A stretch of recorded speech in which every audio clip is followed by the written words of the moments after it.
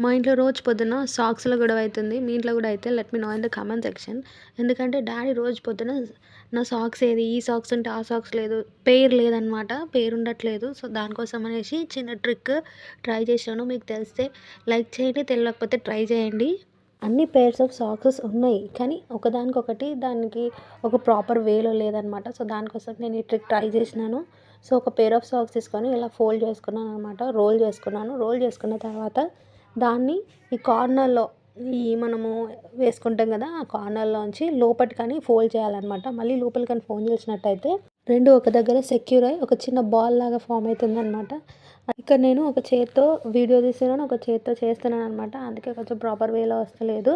కానీ మీరు ఫోల్డ్ చేసి దాన్ని రివర్స్‌లో సెక్యూర్ చేయాలి. అప్పుడు ఈజీగా ఒక పెయిర్ ఆఫ్ సాక్స్ అనేది ఒక దగ్గర ఉండిపోతది. ఈ హ్యాక్ మీకు యూజ్ అయితది అని అనిపిస్తే ప్లీజ్ టు లైక్.